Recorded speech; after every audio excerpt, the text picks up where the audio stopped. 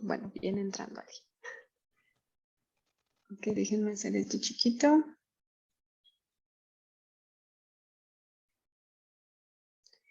Y entonces, como les decía, vamos a ver la segunda parte del tema de infancia. En la clase pasada vimos al lactante y la alimentación complementaria. Esta vez vamos a ver preescolar y escolar. Entonces decíamos que el preescolar va de los 2 a los 6 años y el escolar de 7 a 12 años. Hay diferente literatura. Hay literatura que puede manejar que el preescolar va de los 3 a los 6 años y el escolar de los 6 hasta los 14 años. Pero bueno, escogí esta clasificación porque es la que también se ocupa en pediatría y que pues que en eso están enfocadas las guías, ¿sale? Entonces, alguien, de manera rápida, recuérdenme cuáles eran las características del lactante que podían influir en su alimentación y en su nutrición, ¿se acuerdan? ¿Cuáles eran las características como más importantes que tenía el lactante que influía en sus requerimientos de energía, en sus requerimientos de proteína? Fernanda, y después hacen. Me acuerdo que era porque crecían muy rápido y, por ejemplo, las proteínas se necesitaban en mayor cantidad porque como formaban tejidos y estructuras, esa era como la etapa en la que empezaban a formar, entonces necesitaban mayor cantidad a comparación de los adultos. Y ya para que mis otras compañeras participen. Gracias, Asenet. Yo me acuerdo, completando con lo que dijo mi compañera Fer, que entre más chico era el bebé, porque se dividía en lactante menor y mayor, más iba como que a necesitarse esta energía porque el crecimiento era un poquito más rápido. Exacto, muy bien. Jamie. Pues porque el bebé tenía que duplicar su peso, bueno, tenía que aumentar rápido de peso y también tenía algunos órganos que estaban inmaduros y pues por eso necesitaba los requerimientos nutricionales. Exacto, muchas gracias. Justamente eso es lo que caracteriza al lactante y por eso es una etapa de vida muy demandante en cuestiones de cantidades de energía y de proteínas, justo por el crecimiento acelerado que tienen. Decíamos que cuando cumplen el año, normalmente llegan a triplicar el peso con el que nacieron. Entonces, esa es básicamente la característica principal del lactante. Cuando hablamos del preescolar y el escolar, ya el crecimiento no es tan acelerado como en el lactante, ya es un crecimiento lento y estable a lo largo del tiempo. En esta parte también decíamos que en el lactante, con la alimentación complementaria, empezábamos a formar los hábitos de alimentación. Ahorita en el escolar y en el preescolar y en el escolar, pues se consolidan esos hábitos de alimentación y ya de actividad física como tal. Y esto, los hábitos de alimentación y de actividad física ya están influenciadas por el medio externo. Si recordamos las edades del preescolar y del escolar, pues ya son edades donde se enfrenten al mundo externo, que ya no es solo su núcleo familiar, es decir, ya van a la escuela, ya van a la guardería, ya tienen más acceso a algunos alimentos o a otras formas de convivencia que influyen en su alimentación y en sus hábitos de actividad física también. Entonces, esto es importante de considerar porque todo el medio que envuelva al escolar y al preescolar, pues va a influir justo en estos hábitos que van a estar adquiriendo. Y esta es la etapa donde se consolidan y por lo tanto que repercute directamente en el adulto o cuando son ya adultos. Entonces es muy importante que lo tengamos en cuenta. Los objetivos de la alimentación es que debe de favorecer el crecimiento y el desarrollo óptimo. Veíamos que una forma de evaluar el crecimiento pues es a través del peso y de la talla y que lo vamos a comparar con unas tablas. Esto es igual que en el lactante, en el escolar y en el preescolar también los vamos a comparar a través de unas tablas y vamos a ver cómo ha sido ese crecimiento y ese desarrollo. Y es como nosotros vamos a evaluar si realmente se están cubriendo los requerimientos de energía. Esto en condiciones normales, en condiciones sanas. Hay ciertas condiciones donde se necesitan reevaluaciones del de los niños, pues para saber qué está pasando con ese crecimiento y desarrollo. En general, cada niño, hay que recordar, cada niño crece diferente y esto va influenciado por la genética, por el ambiente que lo rodea, pero de manera general decimos que el crecimiento del preescolar va de 6 a 8 centímetros al año y la ganancia de peso va de 2 a 3 kilos al año. Si se dan cuenta, pues sí es una velocidad muy, muy lenta en comparación con el lactante, que crecía muy rápido, ¿no? El crecimiento del escolar va de 5 a 6 centímetros al año y la ganancia va aproximadamente de 3 a 3.5 kilos al año. Es importante que sepan que en esta etapa de la vida se da, o en estas dos etapas de la vida, sobre todo en el preescolar, se da una disminución del apetito. No sé si han escuchado que las mamás siempre dicen, no, pues es que mi niño comía muy bien, pero ahora ya no quiere comer, ya le hace el feo a la comida, ya rechaza ciertos alimentos. Bueno, este es algo muy característico en esta etapa, sobre todo en el preescolar, donde sí existe una disminución del apetito y esto es debido a que el crecimiento ya es estable, ya es más lento y por lo tanto el niño no tiene tanto apetito. Sin embargo, sí sienten o sí tienen las sensaciones de hambre y saciedad. Entonces es importante que nosotros indiquemos a la familia o al cuidador del niño que tiene que estar pendiente o tiene que saber reconocer las señales de hambre y de saciedad.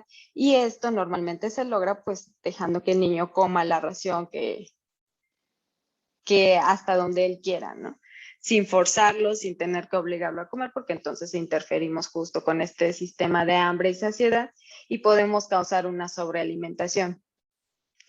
También en esta parte continúa la maduración de órganos y sistemas, aunque ya se encuentran o ya se toleran todos los alimentos de buena forma, aún siguen en desarrollo y siguen creciendo y justamente por esta parte las necesidades de proteína siguen aumentadas en estos ciclos de la vida por el desarrollo de tejidos y músculos. También en esta etapa, como les mencionaba, aparecen ya las preferencias y aversiones a los alimentos. Esto normalmente porque ya el sistema nervioso central ya se encuentra desarrollado y entonces ya empiezan a tener cierto rechazo a algunos alimentos o cierta preferencia por algunas texturas. Ya es importante que aquí ya nos ofrezcan alimentos en tipo puré o tipo papilla, si es que no lo amerita, porque ya pueden o ya tienen el reflejo de masticación y de deglución bien desarrollado y es importante que lo sigamos promoviendo y entonces ya se ofrecen en trozos o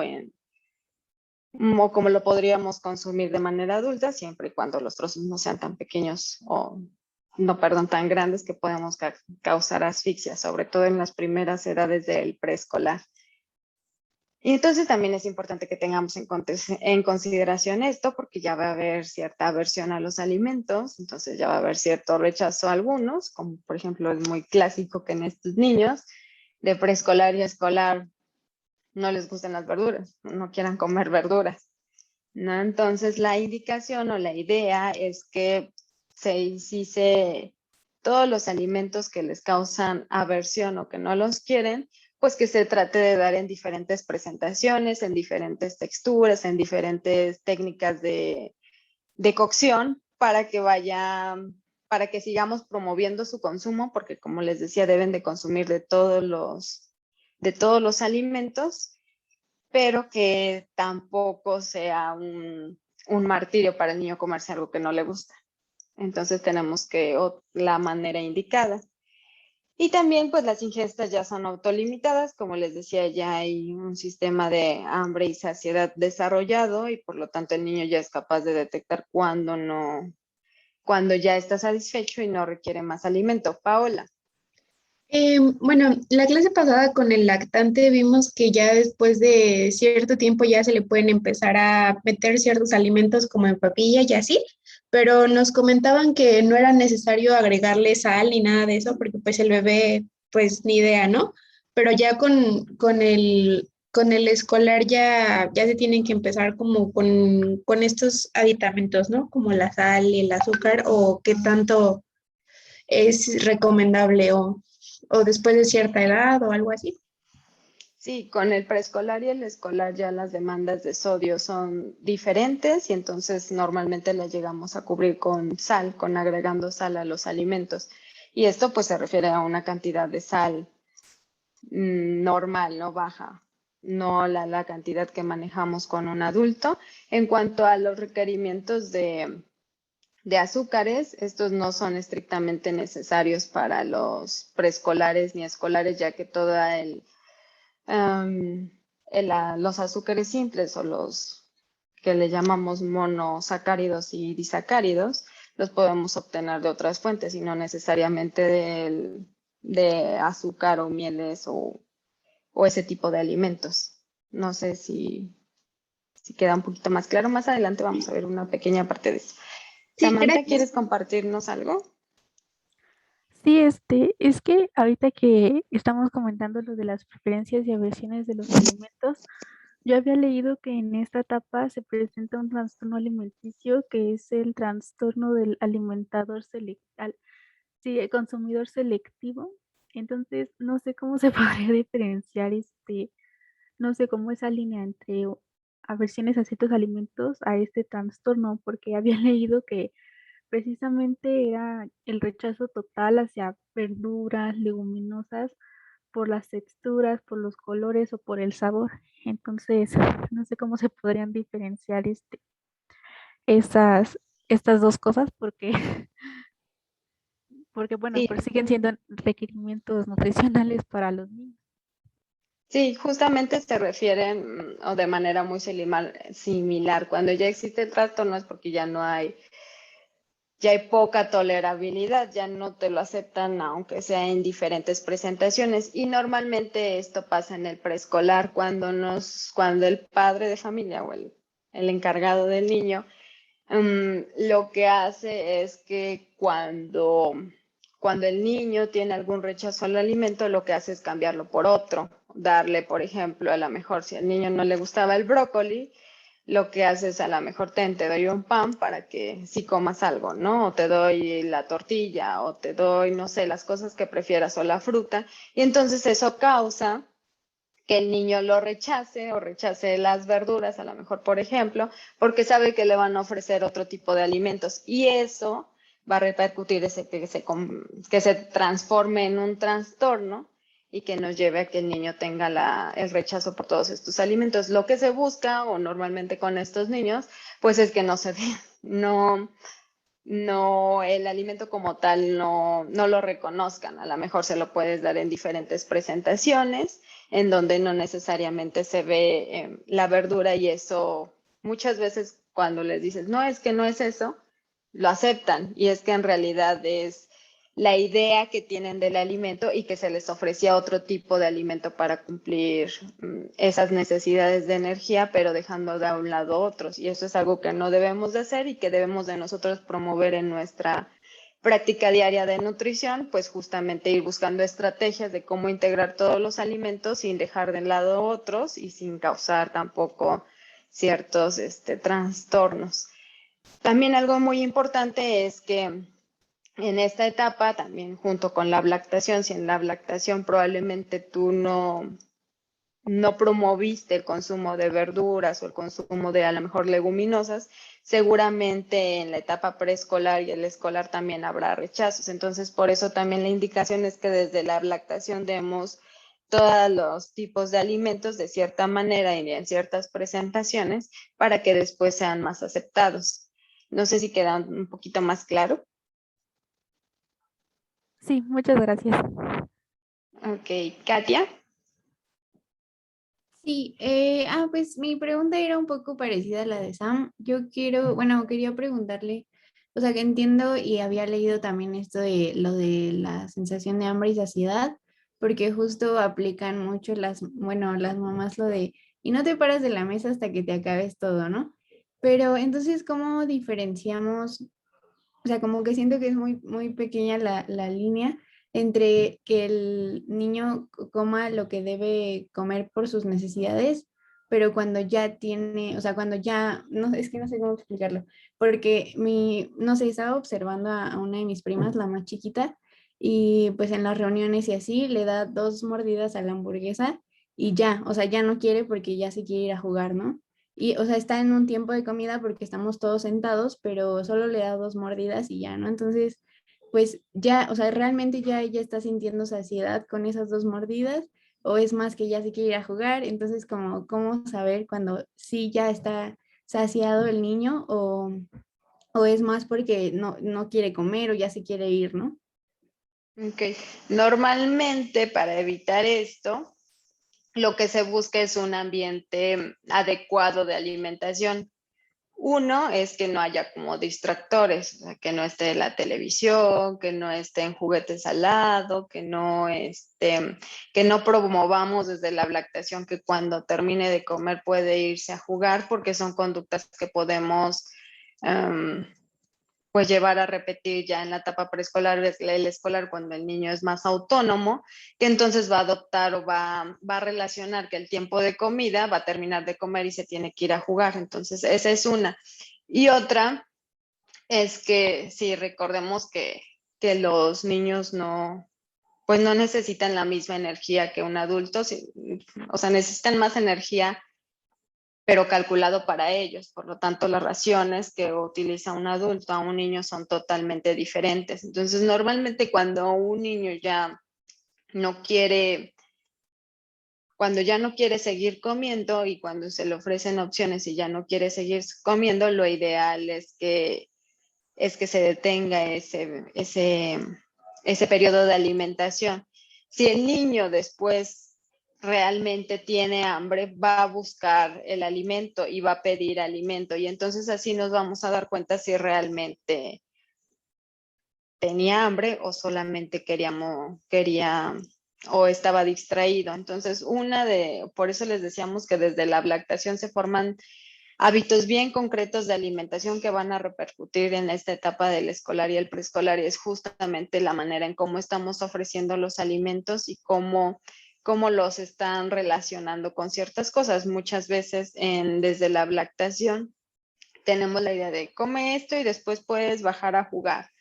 O si comes esto, te voy a llevar a tal parte. Entonces, ahora en la etapa de preescolar y el escolar, estas situaciones son mucho más marcadas y entonces ya podría llegar a conflictos con la alimentación y por eso debemos de optar por un tiempo de comida libre de distractores, porque no se formen o no se den alimentos como recompensa o como regaño, porque todo esto también va a repercutir en la etapa adulta o en la etapa también de adolescente, que es la que vamos a seguir viendo. Pero en general, cuando un niño ya no quiere comer y le ofreces distintas opciones y aún así no las acepta, bueno, entonces seguramente ya no tiene hambre.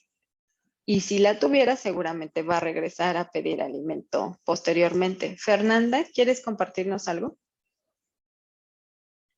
Quería preguntarle dos cosas. La primera es que yo veo que dicen como que si no le das ciertos alimentos a los niños como a cierta edad, se vuelven alérgicos o algo así. Es que no me acuerdo quién me había dicho, pero quiero saber si es real y si es en estas etapas de que, por ejemplo, con las fresas, creo que si los niños no comían fresas a cierta edad, en el futuro se volvían alérgicos como a las semillas o algo así. Y la segunda pregunta es que si esas actitudes de tomar a los alimentos como un premio, por ejemplo, a edad adulta, también podrían causar trastornos. O sea, como decir, es que no puedo, o sea, como decir, voy a comer esto porque me lo gané, porque hice, no sé, tanto de ejercicio, pero es que según yo esas actitudes pueden causar trastornos alimenticios, como de pensar que necesitamos hacer algo para ganarnos la comida. No sé si esas actitudes también vengan como de eso mismo que había mencionado. Y ya. Sí, contestando a la primera pregunta, en realidad no hay. Anteriormente se creía que deberías de retrasar en el periodo de alimentación complementaria deberías de retrasar el consumo de alimentos altamente alérgenos, como las fresas, como el huevo, como las semillas, el cacahuate y toda esta parte que puedan causar alergias. Ahora se sabe que no, que en realidad no hay evidencia que nos diga que tenemos que retrasar el consumo de este tipo de alimentos o que tienen que ser a cierta edad determinada. De hecho, desde la lactación tú puedes ofrecer este tipo de alimentos en diferentes presentaciones. A lo mejor lo que menos se recomienda son los cacahuates porque podrían causar asfixia por el tamaño, pero si tú los picas chiquitos no hay ningún problema.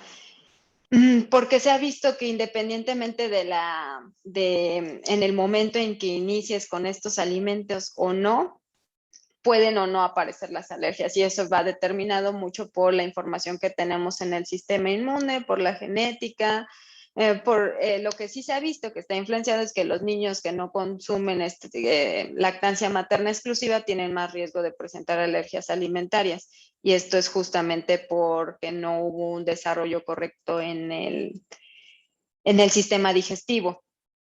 Pero en cuestión de introducción de los alimentos no hay información.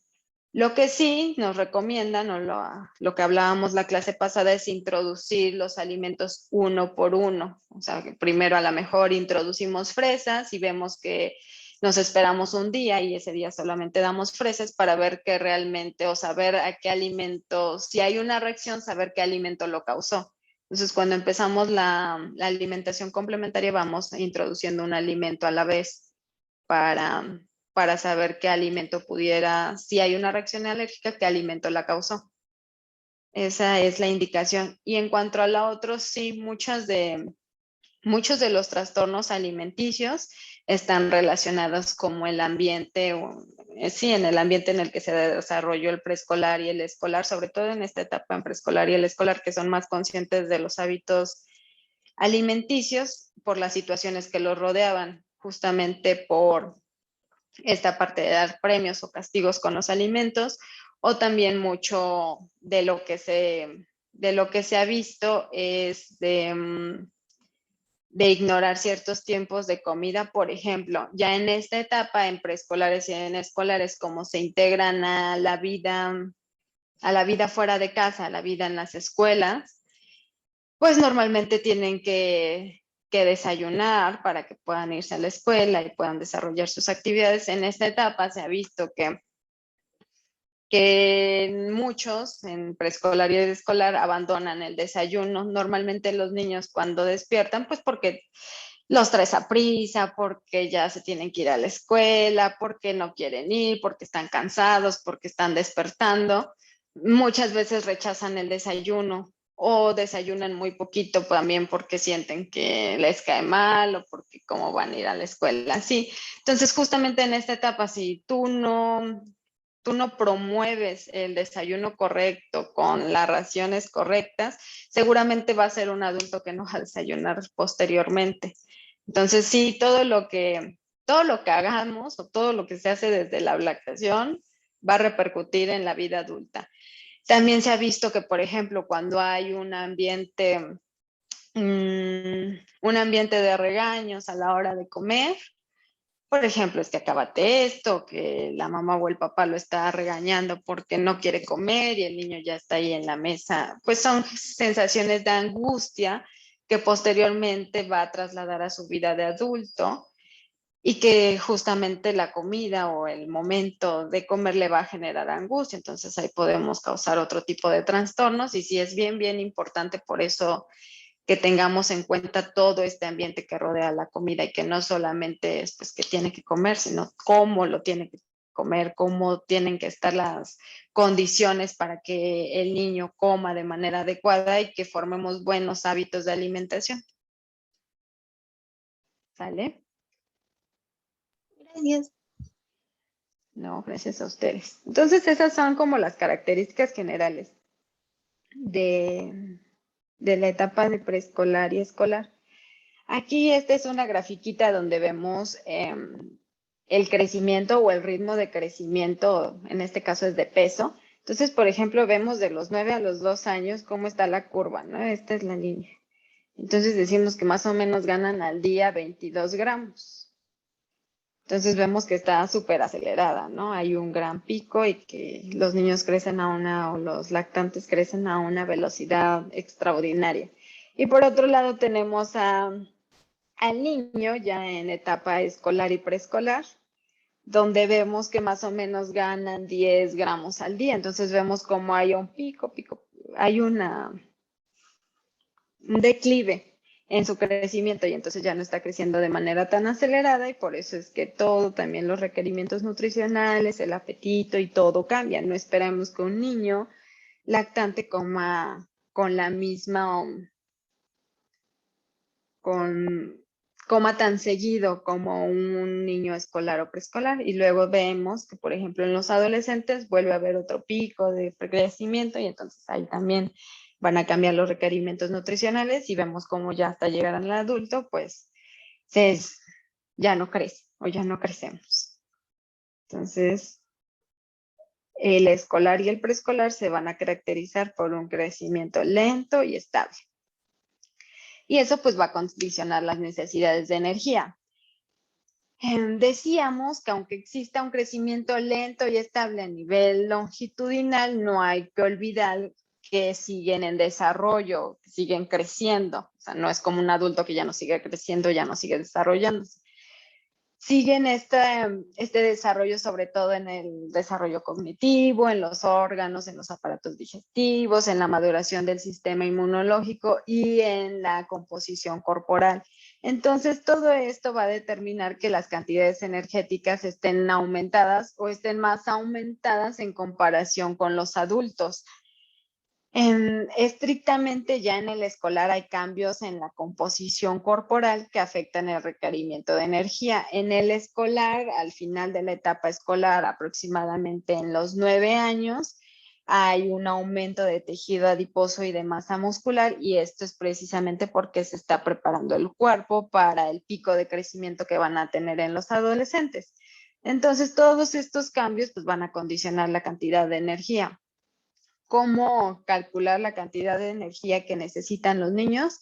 Bueno, eso ya lo veíamos en las clases pasadas, en las clases de gasto energético total, donde está, por ejemplo, la fórmula de la OMS, ya incluye a los niños y que también, o ya incluye esta etapa de vida que lo podemos calcular con esa fórmula. Hay otras fórmulas específicas para niños que seguramente estarán viendo posteriormente, pero solamente de manera general, pues que sepan que esta energía se puede calcular a partir de esas fórmulas.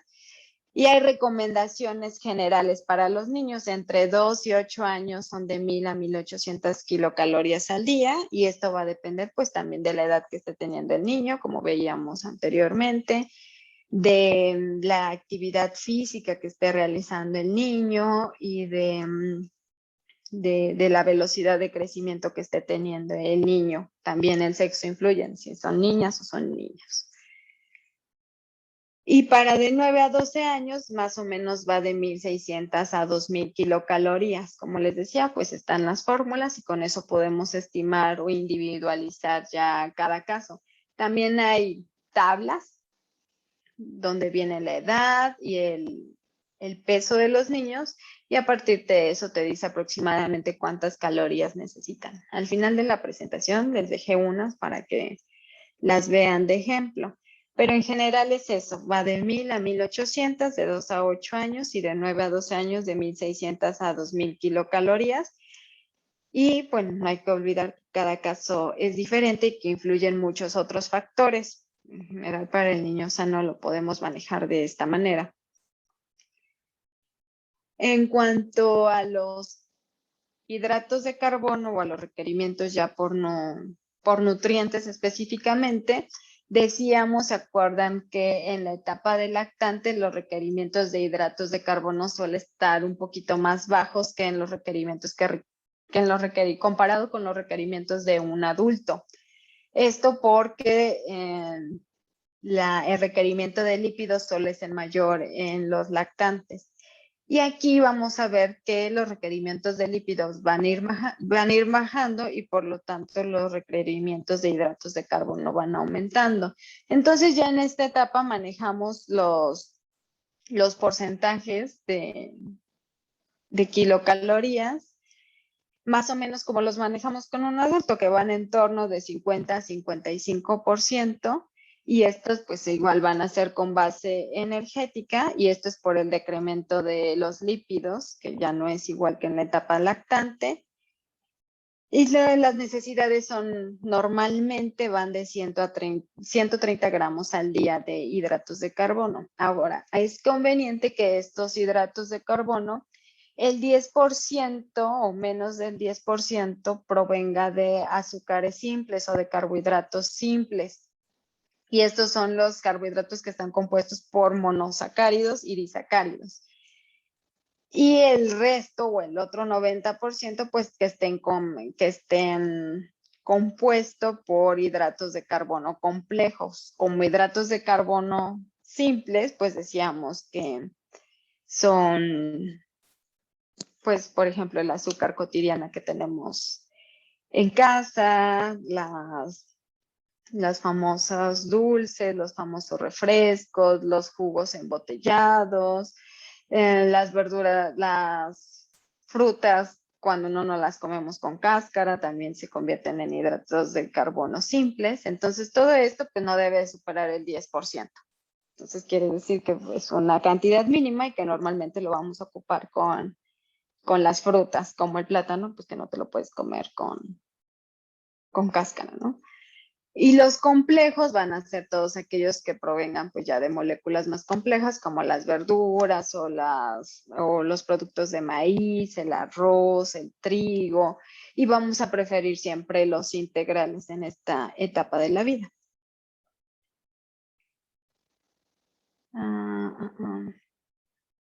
Ahora, para las proteínas, decíamos que en esta etapa de la vida pues también sigue habiendo formación de tejidos y formación de fibras musculares y aumento o cambios en la composición corporal. Entonces, esto repercute directamente en las proteínas.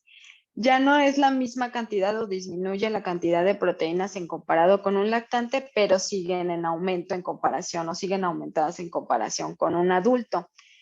Los requerimientos van de 10 al 15% de las kilocalorías totales que le corresponden y van a ir disminuyendo conforme vaya aumentando la edad. Entonces, por ejemplo, de manera general, de 2 a 3 años se manejan requerimientos de 1.1 gramos por kilogramo de peso al día. Entonces, como vemos, puede estar muy similar a la del lactante porque todavía hay formación importante de tejidos en estos momentos. Conforme va avanzando la edad, los tejidos van madurando, los órganos y sistemas ya no tienen el crecimiento tan acelerado como tenían anteriormente, entonces las demandas de proteína van cambiando, pero siguen aumentadas, porque no olvidemos que aunque van creciendo lentamente o se van formando tejidos lentamente, siguen existiendo esta formación y este crecimiento. De 4 a 8 años va normalmente de 0.95 gramos por kilogramo al día, y de 9 a 12 años va de 0.90 gramos por kilogramo al día. Esto es para la etapa de preescolar y en escolar. Posteriormente, en adolescentes, vamos a ver que hay otro rebrote ahí de proteínas, justamente por la etapa de crecimiento que van a tener. Y hasta que llegamos a la edad adulta, donde se establece que va más o menos de 0.8 a 1, ¿no? Que mencionábamos anteriormente. En cuanto a los lípidos, decíamos que anteriormente en el lactante, pues el requerimiento de lípidos era mayor. Ahora ya después de los 2 años de vida, ya entrando a la etapa preescolar, se empieza a reducir la ingesta total de estos lípidos hasta que llegamos al 30% de las kilocalorías, y esto es más o menos también lo que llegamos a manejar con un adulto. Entonces ya tenemos más o menos los requerimientos similares a un adulto y llegamos a trabajar en el 30%. Es muy importante que sepan que antes de los 2 años no es recomendable disminuir el porcentaje que te aportan los lípidos. Esto porque se ha visto que dietas bajas en lípidos, en grasas, antes de esos 2 años pueden llegar a retrasar el crecimiento y pueden llegar a causar alteraciones. Entonces, antes de los 2 años nunca se recomienda bajar la ingesta de lípidos totales, salvo ciertas condiciones patológicas que podría tener el niño, pero en condiciones normales se debe de optar por este 30% después de los 2 años de vida. Ahora es muy importante también la calidad de las grasas que vamos a dar y normalmente van repartidas de esta manera. Un 10% se dará, de este 30%, un 10% se dará para grasas saturadas, un 10% para grasas monoinsaturadas y es un otro 10% para grasas poliinsaturadas. Si nosotros no aseguramos el aporte de grasas poliinsaturadas y monoinsaturadas, se acuerdan que nosotros cuando hablábamos de lípidos decíamos que todas estas grasas poli y mono van a ser precursores de otros sustratos que nos van a ayudar al metabolismo, a la formación de hormonas, a la formación de tejidos. Entonces, si nosotros no cumplimos esos requerimientos de grasas mono y poliinsaturadas, pues vamos a causar también un retraso en el crecimiento, puede haber un retraso en el crecimiento y también hay que recordar que este tipo de grasas son esenciales para el desarrollo del sistema nervioso y central. Si nosotros no procuramos cubrir esas necesidades, va a haber también un retraso en el desarrollo del sistema nervioso central que también nos puede llevar a otras condiciones. Entonces siempre es muy, muy importante asegurarnos que estemos cumpliendo el porcentaje de grasas mono y sobre todo de poliinsaturadas.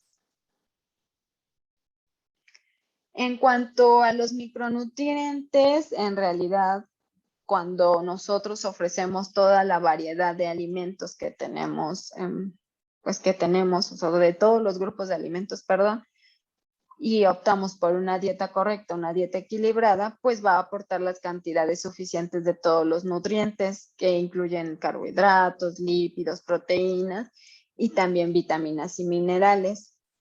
Una ingesta adecuada de estos es importante a cualquier edad. Ya habíamos visto que a cualquier edad necesitamos cubrir estas necesidades. Sin embargo, para los niños se vuelve esencial porque son esenciales para el crecimiento y desarrollo y veíamos que muchos de los micronutrientes como las vitaminas y los minerales interfieren en la formación de energía en el cuerpo. Si nosotros no damos si nosotros no estamos cubriendo esos requerimientos de vitaminas y minerales, pues no va a haber esa producción de energía y también podemos causar otros retrasos en el crecimiento y en el desarrollo. Para estos niños hay ciertos micronutrientes que hay que prestarles más atención en esta etapa, sobre todo por su importancia fisiológica. Y tenemos el calcio, el hierro, la vitamina A y la vitamina D. En estos 4 son los que podrían presentar más deficiencias o los que podrían llegar a ser más frecuente que encontremos deficiencias en el mundo cuando no hay una dieta adecuada. Y el calcio, bueno, es importante porque en esta etapa recordemos que siguen creciendo y que entonces hay formación de hueso, de masa ósea. El hierro, esto es frecuente porque, bueno, las deficiencias de hierro son frecuentes y hasta cierto punto encontrar niños con anemia también se vuelve frecuente en esta etapa por el aporte bajo de alimentos de origen animal. Recordemos que el hierro, aparte de las verduras de hoja verde, también lo encontramos en los alimentos de origen animal, en carnes rojas. Normalmente en esta etapa, sobre todo en el preescolar, los niños no aceptan muy bien la carne roja o no les gusta mucho la textura, porque a veces no tienen la capacidad para masticarla, porque sienten que se les hace como bolas o simplemente no les gusta. Entonces, muchas veces los padres de familia o el ambiente familiar no les ofrece las cantidades adecuadas de carnes rojas y esto nos puede llevar a una deficiencia de hierro. Este hierro se puede suplementar, pero si lo adquirimos con alimentación, qué mejor. Y la idea o lo correcto sería buscar diferentes formas de presentación y de cocción de carnes rojas para que puedan ser toleradas por el niño preescolar o escolar. También es importante asegurar el consumo de vitamina A, y esto es porque nos ayuda a la formación de tejidos, y de vitamina D también son frecuentes hasta cierto punto las deficiencias, y esto es importante porque nos va a ayudar a fijar el calcio en los huesos. Si no hay vitamina D, así tengamos mucho calcio, pues no vamos a poder lograr que este calcio se fije en los huesos. Y esta vitamina D pues también se da por la poca exposición que a veces llegan a tener los niños al sol, o las tendencias en que los niños ya cada vez salgan menos de casa. Entonces es importante que nosotros nos aseguremos que se estén cumpliendo todos los micronutrientes, pero prestar atención a estos que son los que encontramos con más frecuencia en cuestión de deficiencias. Ahora, ¿cuánto le debo de dar de micronutrientes? Como les decía, si nosotros estamos aportando una dieta equilibrada y estamos respetando las señales de saciedad y de hambre en los niños, pues seguramente vamos a cubrir la ingesta que requieren de micronutrientes. Y hay tablas o hay colegios donde te dan, pues, qué cantidad se necesita por día en cuestión a edad, ¿no? Entonces, por ejemplo, tenemos hierro y nos da los miligramos por día de 4 a 8 años. De manera general, también nos da las diferencias entre niños y niñas, y de 14 a 18 años. Y como esta, hay distintas tablas que te manejan los requerimientos de vitaminas y de minerales al día. En general, no varían mucho estas tablas. Estas son del Colegio de Medicina de los Estados Unidos. Como les decía, en general no varían mucho, y nosotros podemos guiarnos a partir de estas tablas, pues si realmente estamos llegando al requerimiento o no estamos llegando al requerimiento. Otra manera de saberlos, pues, es justamente si el niño está creciendo y está ganando peso de manera adecuada. Esa es también la forma más sencilla de saber si nosotros realmente estamos cumpliendo con esto, si no hay ninguna deficiencia. Entonces, esta es para que las conozcan. Ahora, es importante que recordamos que cuando hablábamos del lactante, pues más o menos comían cada 3 horas o comían a demanda. Aquí ya hay hábitos de alimentación más consolidados, ya necesitamos aplicar tiempos de comida estrictamente en estas etapas del escolar y el preescolar. Y entonces normalmente el niño de preescolar y escolar tiene que comer entre 5 y 4 veces al día aproximadamente. Y esto pues va a depender del ritmo de vida, del niño por sí solo y de las actividades, ¿no? En general pueden ser de 5 a 4 veces al día. Y lo podemos dividir de esta manera. De todo el gasto energético total que vamos a tener el día, podemos dividir que en el desayuno se consuma el 20%, luego va a haber un almuerzo que suelen hacer en la escuela, que va a ser del 10 al 15%, las comidas que van a aplicar del 25 al 35%, después va a haber una merienda del 10 al 15% de total que necesitan, y terminar con una cena del 25%. Esto es normalmente lo que se maneja o lo ideal. Podemos variar un poquito. Hay personas que prefieren en el desayuno, o hay literatura que dice que en el desayuno podríamos aplicar el 25% y en la cena el 20%. Y pues va a variar de recomendación a recomendación y también del niño, ¿no?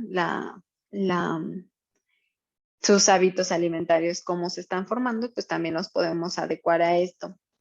Entonces, es importante que nosotros promovamos que existan estos 4 o 5 tiempos de comida, dependiendo de la situación, y que lo repartamos de esta manera.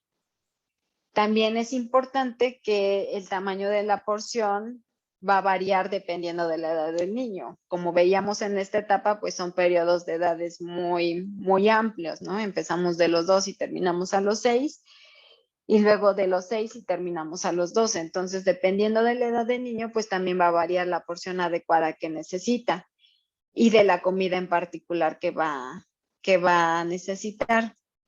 Cuando nosotros promovemos o servimos porciones mayores a las recomendadas, y cuando obligamos al niño a que se acabe todo o lo tenemos o el padre de familia lo tiene acostumbrado a que se tiene que acabar todo lo que tiene o todo lo que se le sirve, pues podemos contribuir al riesgo de sobrealimentación. Y la sobrealimentación que hemos causado en los escolares y en los preescolares nos está trayendo muchos problemas actualmente, como es la obesidad y el sobrepeso en niños. Y entonces hay diferentes riesgos alimentarios que van a estar relacionados en esta etapa de la vida. Estos son los 3 principales, pero no quiere decir que son los únicos.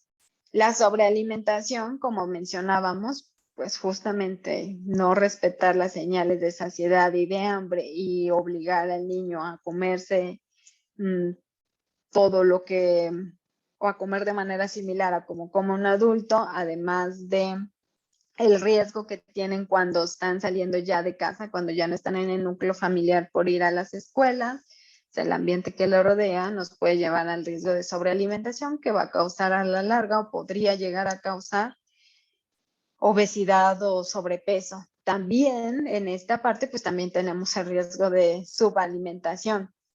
Y esto quiere decir pues que no estamos o que estamos ofreciendo menos de lo que el niño requiere. Y esto puede ser porque atendemos o bien estamos ofreciendo alimentos de bajo aporte nutricional o bien no estamos dando los alimentos o la cantidad necesaria que el niño requiere. Y esto pues también a la larga nos puede llevar a trastornos del crecimiento y a problemas de desnutrición. Normalmente los riesgos o el problema de su alimentación viene en poblaciones marginadas o en poblaciones de escasos recursos, que muchas veces ofrecen alimentos que no son de alto valor nutricional y que entonces van a causar un problema de desnutrición en el niño. Otro de los riesgos alimentarios que es común o que puede llegar a ser común en estas etapas de la vida es la diversidad de la dieta. Muchas veces no hay diversidad en que no incluimos todos los tipos de alimentos o todos los tipos de alimentos ni todos los alimentos disponibles. A veces, como el niño a lo mejor solo prefiere brócoli, bueno, entonces yo siempre le ofrezco brócoli y no le ofrezco otra verdura. Entonces nos estamos perdiendo de todos los demás nutrientes, sobre todo micronutrientes que nos puede ofrecer otro tipo de verdura, y no estamos diversificando la dieta. Entonces, cuando nosotros tampoco tenemos diversidad en la dieta, también podemos causar retrasos en el crecimiento en el niño y problemas a largo plazo que se van a ver reflejados en la edad adulta. Otro trastorno común hoy en día, que antes no era tan común, hoy en día es el pobre consumo de fibra, no ofrecer fibra, no ofrecer cereales integrales, preferir el consumo de frutas sin cáscara, y todo esto nos lleva a un pobre consumo de fibra que también está ocasionando problemas de estreñimiento en los niños que cada vez son más frecuentes, y estos problemas de estreñimiento también nos van a llevar a toda una alteración en el aparato digestivo que va a repercutir o también puede promover la aparición de patologías en la edad adulta. Entonces, en general, estos son los principales, pero no quiere decir que sean todos. Veíamos que también otros de los grandes problemas, pues es el ambiente que está rodeando al niño al momento en cuestión de los alimentos, y que eso nos puede llevar a ciertos trastornos de la conducta alimentaria posteriormente. Paola. Sí, bueno, en el lactante vimos que ya cuando se empiezan a consumir otros alimentos que no sean leche materna, es como recomendable que el bebé utilice las manos como para este desarrollo motriz, pero ya cuando es niño, ¿a qué edad es recomendable que ya deje de usar las manos? Porque, o sea, hay como en los niños como pues toda esta falta de higiene y así luego les puede provocar infecciones o cosas así. Entonces, ¿desde qué edad se recomienda quitar el uso de las manos para comer? Pues ya de hecho desde estas etapas de escolar y preescolar ya lo que se recomienda es que utilicen los utensilios. En etapa de lactante todavía se acepta o justamente para que desarrollen toda esta parte motriz o porque la están desarrollando, se acepta que puedan comer con las manos, pero ya en la etapa de escolar y preescolar, cuando tienen bien desarrolladas todas estas partes, todo este desarrollo motriz, ya se recomienda que utilicen cubiertos y porque utilizamos cubiertos es justamente por lo que comentabas, para evitar infecciones, para evitar que contaminemos el alimento y que bueno, esto nos puede llevar a otros muchos trastornos, ¿no? Sí, gracias. Y es justamente mucho lo que pasa en la etapa escolar y preescolar. Los niños suelen presentar muchas infecciones justamente por la manera en la que ingieren los alimentos. También es por eso que en el ambiente que rodea la comida siempre tenemos que promover el lavado de manos. Entonces, estas son en generales. Como les decía, no son todos, pero son de manera general. Ahora, en cuanto a las cantidades que deben de comer de cada grupo de alimentos, bueno, estas van a variar y estas van a variar pues dependiendo de la situación del niño, dependiendo de la edad, dependiendo del peso que esté ganando, de la actividad física que esté haciendo y también del cálculo de energía que nosotros hicimos. Por ejemplo, lo trabajamos de manera similar, también hacemos equivalentes, vemos que tanto le toca sin descuidar el aporte de los micronutrientes y que tiene que ser una dieta o tenemos que seguir una dieta correcta. En general, las siguientes pautas que les muestro son de manera general y que podrías darles como una orientación. ¿Qué cantidad de lácteos debe tomar al día? Normalmente, como en esta etapa es una etapa demandante de calcio y que ya no consumen, o la gran mayoría en estas edades ya no consumen leche materna, se recomiendan alrededor de 3 raciones de lácteos al día para cubrir las necesidades de calcio. Como les digo, esto va a variar dependiendo de cada situación, pero de manera general es esto. La cantidad de verduras que necesita consumir, se recomiendan 2 raciones al día y pues tenemos que promover las diferentes texturas, las diferentes formas de presentación. Ahora lo que se ha visto que atrae mucho a los niños en cuestión de a que promovamos el consumo de verduras y de frutas o de otros alimentos, es justo la presentación en cómo es que le estamos dando a los alimentos. Es decir, que si nosotros a lo mejor nada más le ponemos así el brócoli, pues seguramente le va a hacer el fuchi, pero a lo mejor si nosotros ponemos el brócoli y unas zanahorias y combinamos varios colores, bueno, eso puede llamar la atención del niño y puede hacer que se lo coma con más gusto o también se ha visto que otras estrategias, pues que formen muñequitos con la verdura para que se los puedan comer. Y esto va a depender también de los padres de familia, si realmente pueden hacer esto, del tiempo y de todo eso. Entonces, la indicación pues es que promovamos el consumo de verduras con diferentes formas de cocción y pueden ser en forma de ensaladas o en forma de guisos y que aquí el punto es que tengan diferentes presentaciones y texturas para que el niño pueda probar toda esta variedad y que no nos encasillemos con un solo alimento. ¿Se acuerdan que veíamos que, por ejemplo, en la lactación a veces se necesitan hasta 10 intentos para que el niño tolere o para que el niño acepte un alimento?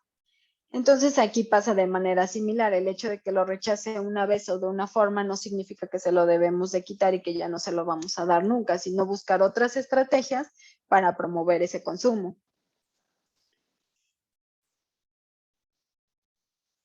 La cantidad de fruta necesaria más o menos es de 3 porciones al día y estas pueden ser en forma de fruta picada y también podría llegar a ser en forma de jugo de fruta natural, preferible que un jugo industrializado. Sin embargo, siempre se va a recomendar o la indicación es que recomendemos los trozos de fruta. y que en las frutas, todas las frutas que se puedan consumir con cáscara, las consumamos con cáscara o promovamos el consumo con cáscara.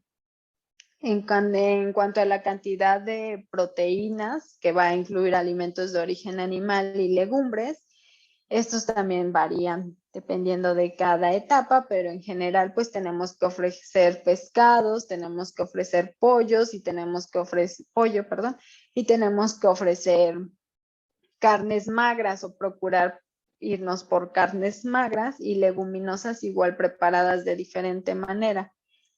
Las porciones más o menos son de 2 porciones al día. Como decía, va a variar dependiendo de cada situación. Y aquí también es importante que los presentemos, o sobre todo las carnes rojas, que las presentemos con diferentes texturas, porque muchas veces son rechazadas por los niños en esta etapa. Entonces también es que lo presentamos en diferentes texturas o en diferentes preparaciones o combinado con otros alimentos para que puedan tener mayor aceptabilidad en este grupo. En cuanto a la cantidad de cereales, pues decíamos que la cantidad de cereales va a ir de acuerdo, o tenemos que promover que sean cereales integrales, y esta normalmente va de una ración al día, y esa ración la podemos dividir en varios momentos del día, y también, como les decía, procurar todo lo que es integral, y dejar a un lado todo lo que viene añadido con grasas o azúcares, como el pan dulce, como las galletas, como toda esta parte. Tenemos que no promoverla porque a la larga pueden llegar a aceptar mejor estos alimentos y dejar de lado los otros. Entonces es importante que no promovamos su consumo. En cantidades de aceite o de grasas, pues más o menos va de 2 a 4 cucharaditas de aceites, y esto se utiliza normalmente para la preparación de alimentos, y como la indicación es como para todos en general. El aceite que debemos de ocupar es un aceite vegetal, o el que debemos de promover es un aceite vegetal. Y eso también nos va a garantizar que estemos consumiendo ácidos grasos mono y poliinsaturados, y también las semillas, los cacahuates y todo esto podemos promover su consumo. En la etapa del preescolar, en los primeros años, se busca que sean picados para no tener riesgo de asfixia, pero posteriormente ya se pueden ofrecer enteros sin ningún problema. Y como veíamos también el lactante, aquí en cuestión del escolar y el preescolar, pues también vamos a tener ciertas recomendaciones generales que tenemos que tener en cuenta al momento de prescribir un plan de alimentación, o al momento de valorar a un niño en esta etapa de vida. Y una es que siempre vamos a optar por una dieta correcta. Entonces ya habíamos visto lo que es una dieta correcta. Por lo tanto, vamos a incluir todos los alimentos del grupo y las vamos a hacer también variadas. Vamos a variar el tipo de alimento que estamos dando. Muchas veces en esta etapa de vida vamos a tener 2 vertientes: niños que hagan mucha actividad física y niños que no hagan actividad física. Entonces, la recomendación siempre es promover la actividad física. Siempre es tener que dar esa recomendación, y también nosotros adecuar el grado de energía al tipo de actividad física que están haciendo los niños. Muchas veces sobre todo ya en la etapa escolar, los niños suelen ya tener, o algunos niños suelen ya tener ciertas actividades físicas estrictas, que se van a natación, que van a fútbol, y todo esto pues al final son demandas de energía que se tienen que cubrir con la alimentación y que las tenemos que tener en cuenta. Entonces se ha visto que los niños que realizan actividad física de manera frecuente muchas veces no llegan a completar su requerimiento de energía. Muchas veces tenemos que promover la correcta alimentación para llegar a cubrir sus necesidades energéticas, y por lo tanto tenemos que tomar la actividad física en cuenta.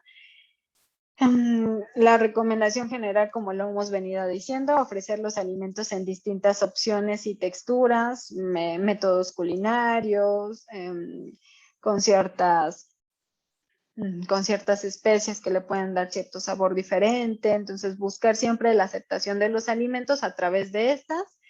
Muy importante que en esta etapa ya tenemos que establecer horarios de comida regulares, como lo que veíamos anteriormente. Tenemos que ofrecer de 5 a 4 tiempos de comida y que tenemos que respetar cierto horario, pues para justamente ir creando buenos hábitos de alimentación. En esta etapa también existe mucho riesgo del consumo de alimentos de bajo aporte nutricional, justamente por el ambiente escolar en el que se van a desarrollar los niños. Entonces también tenemos que evitar ese consumo. A veces es difícil, justamente pues porque en las cafeterías ofrecen alimentos de bajo aporte nutricional, pero no promover ese consumo fuera de, o siempre tratar de evitarlo. Hay veces en que es imposible o que se aceptan pequeñas cantidades porque pues, también va de acuerdo al desarrollo del niño, pero siempre tratarlo de evitar, o en casa que no se promueva este consumo de alimentos.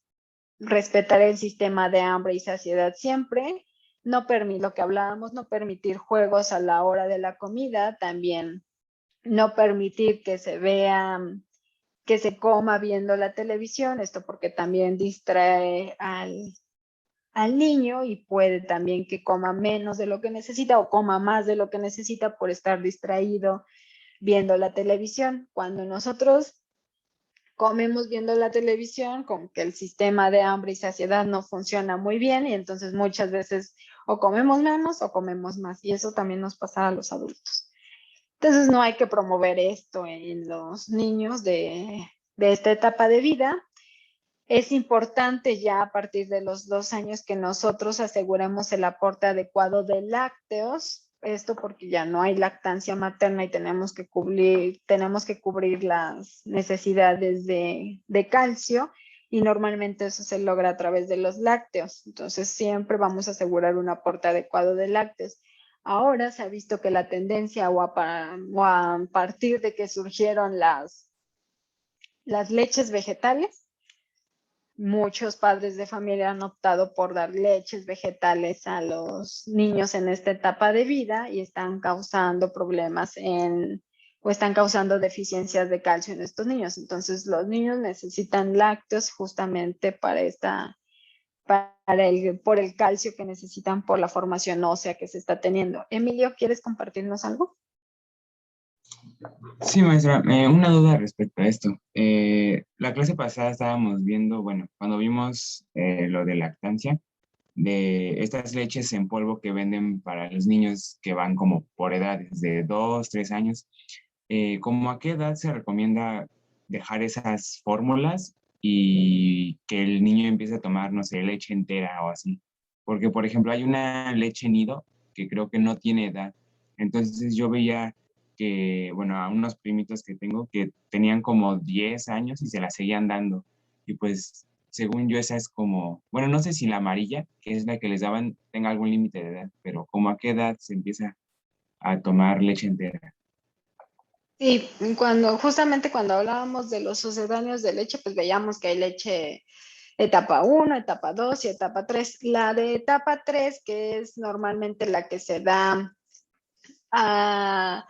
después de los 6 meses, esta de etapa 3 lo que hace, o la manera en la que viene formulada es como prepararte para que puedas aceptar la leche de vaca o ya estrictamente la leche de vaca. Recordemos que los sucedáneos de leche, aunque vienen o están formulados a partir de la leche de vaca, vienen transformados químicamente para que las moléculas sean diferentes y el niño las pueda absorber.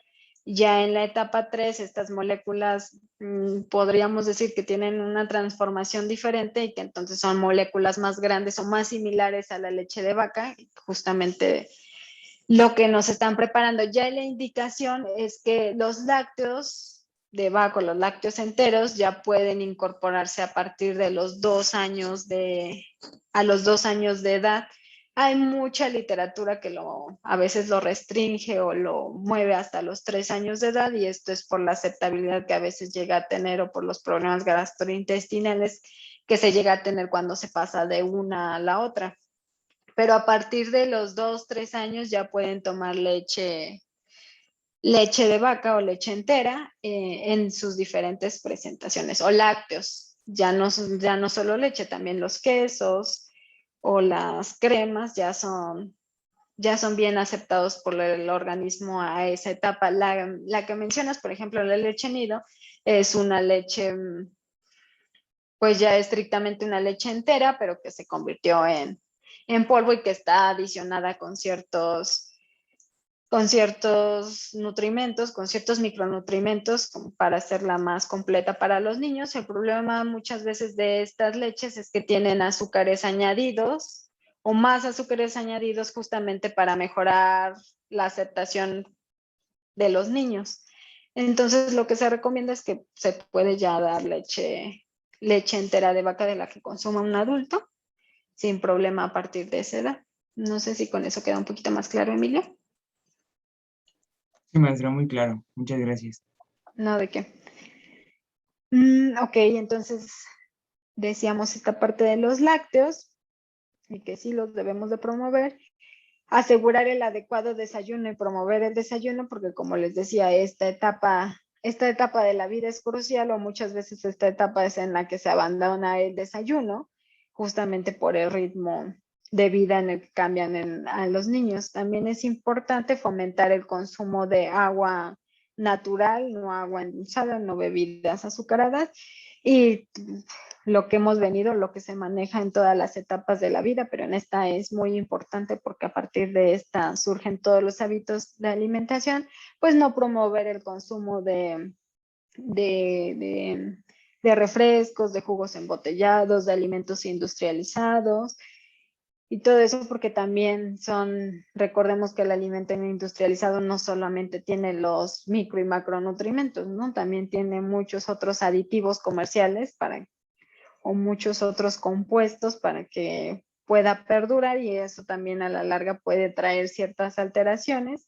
Y también encontramos en el mundo, en la industria, pues muchos alimentos con alto contenido en azúcares, alto contenido en sodios o alto contenido en grasas saturadas o en grasas trans. Entonces lo mejor es evitar o restringir totalmente el consumo de este tipo de alimentos, de embutidos también, y de manera general me parece que sería todo. ¿Alguna pregunta? No, todo quedó muy claro. Eso es. Hola, Diana, dinos. Sí, en el caso que usted comentó al último de los embutidos, bueno, yo he visto en lo personal, conviví con niños y creo que el 90% de los desayunos que les dan a los niños son salchichas fritas o salchichas en cualquier versión o jamón, rollitos de jamón y cosas así que siento que para nada entrarían, pero bueno, de alguna u otra forma sí estarían nutriendo o entrarían en proteínas. Estrictamente como nosotros clasificamos los alimentos, el jamón y la salchicha, entran en alimentos de origen animal. Me parece que de medio aporte de grasa. Estrictamente para eso, o en ese rubro entran. Sin embargo, como les decía, no solamente, o el alimento industrializado no solamente tiene la cantidad de proteínas o de carbohidratos o de lípidos, ¿no? También tiene otros muchos aditivos, y el gran problema de los embutidos es las cantidades de sodio que manejan, una como conservador y otro para mejorar la paleabilidad. Entonces, la recomendación es que no embutidos. O sea, justamente los embutidos han surgido para cubrir o para que la alimentación sea más sencilla, más rápida, porque agarramos la rebanada de jamón, agarramos la salchicha, pero eso no significa que sea lo mejor. Entonces la indicación es que nosotros, o nuestra labor es promover justamente que el consumo de embutidos no debe de estar recomendado, sobre todo en esta etapa, porque nos vamos a pasar de las recomendaciones de sodio, y otra, en ninguna de las etapas de la vida lo debemos de recomendar. Gracias. Victoria. Hola, profesora. Es que, bueno, tengo una pregunta porque pues he escuchado opiniones como muy, como encontradas, por ejemplo, sobre la leche de bebé ya para cuando, por ejemplo, estas leches que no son de como supliendo la leche materna, sino supliendo la leche de vaca, por ejemplo, la leche nido, por ejemplo, porque pues he escuchado gente que dice como, no, es que es buenísima por las vitaminas y no sé qué, y otras personas que dicen que no, que es como la comida chatarra de los bebés. Entonces, pues, por ejemplo, ¿qué es mejor ofrecerle a un bebé como este tipo, bueno, no a un bebé, a un niño ya más grande, como este tipo de leches como suplementadas o es mejor como la leche de vaca? En realidad las leches adicionadas por ejemplo, la leche nido, como les decía, pues sí vienen fortificadas o adicionadas con ciertos micronutrimentos, pero también suelen tener azúcares o tipos de azúcares que no necesitan, o sea, que los niños no necesitan. Entonces, con esto podríamos causar una sobrealimentación, porque como son azúcares que no necesitan, pues al final son azúcares que nos están aportando carbohidratos extra y que no, en realidad los niños no requieren. Entonces, la recomendación o mi recomendación en este caso es que sí se le puede dar leche de vaca, o sea, leche que consumimos nosotros tradicionalmente y puede ser leche entera cuando nosotros, en realidad el niño no tendría por qué tener deficiencias de micronutrimentos si nosotros estamos asegurando una alimentación correcta y estamos incluyendo todos los grupos de alimentos y variedades en estos alimentos. Con eso nosotros vamos a garantizar que el niño no tenga ninguna deficiencia y por lo tanto no tendríamos por qué agregar una leche adicionada. En ciertos casos, cuando existen deficiencias o cuando no es posible dar una dieta correcta, pues se puede suplementar y eso normalmente se puede llegar a suplementar, pero eso bajo condiciones muy específicas y cuando es imposible realizar este tipo de alimentaciones. No sé si queda un poquito más clara, Victoria. Sí, sí, gracias, profesora. Fernanda. Tenía la duda en que entonces, o sea, por ejemplo, las leches que son como Lala y esas, que hay como deslactosada y todo eso, pero hay una que se llama, creo que Semi o algo así, y yo me acuerdo mucho que esa, cuando yo era niña, me decían como que me la tenía que tomar porque esa era como especial para los niños pequeños que no podemos tomar pues leche de vaca, pero, o sea, en realidad sí podemos tomar o es un invento de Lala. Ok, hasta donde yo tengo conocimiento, la leche semidescremada no es específicamente para niños, simplemente la leche semidescremada contiene o le quitaron una porción de grasa. De manera industrializada le quitaron una porción de grasa que tiene la leche entera. Recordemos que la leche por su composición pues es alta o tiene altas cantidades de grasa. Entonces la semidescremada le suelen quitar cierta cantidad de grasa. Igual a la descremada le quitan un poquito más de cantidad de grasa y a la light le quitan una gran porción de grasa. Normalmente, o el problema de estas leches es cuando le quitas grasa, pues le tienes que adicionar otras cosas para que conserve su sabor y conserve su textura, porque de otra manera no sería como aceptada. Entonces, pues muchas veces les ponen algunas otras cosas para que conserve o tenga la misma textura que la leche que nosotros conocemos. La recomendación para los niños en escolares y en preescolares que sí pueden consumir leche entera sin ningún problema, solamente respetando las raciones que le corresponden a cada uno. Y que no hay que olvidar pues, que los lácteos no solo están compuestos por la leche, ¿no? También lo podemos ofrecer en forma de yogur, también lo podemos ofrecer en forma de quesos. Paola. Sí, por ejemplo, de las leches como distribuidas de manera gubernamental como la CONASUPO o la Liconza, que nutricionalmente hablando serían buenas o no tanto. Hasta donde tengo conocimiento, porque ahorita la verdad es que no recuerdo cómo su composición exactamente, pero hasta donde tengo conocimiento, sí, son leches que vienen aparte de, pues de la composición de la leche, son leches adicionadas con ciertos micronutrientes justamente para evitar ciertas deficiencias. Entonces, sí son leches que se podrían recomendar sin ningún problema. De manera general, no sé si la doctora tenga alguna otra noción sobre este punto. No, la Nutrileche no sirve. No, bueno, esa es Pero fórmula láctea, no es leche. sí, pero en general sí sé que sirven. De todas maneras lo preguntamos porque no sé ahorita cuál se está distribuyendo. Pero sí, yo creo que sí podría servir. Y nada más redondeando lo que comenta Fernanda, tal vez si hay intolerancia a la lactosa, pues entonces sí habría que consumir Claro. deslactosadas, pero no semidescremadas. Y nada más tener ahí cuidado y revisar qué ingredientes tiene la leche, como dice Mariela, porque va a venir con almidón, y entonces ¿por qué tiene almidón? Que le quitaron la grasa y le pusieron el almidón. Todas estas leches sofisticadas, pues no, la leche normal. Y por supuesto que el proceso de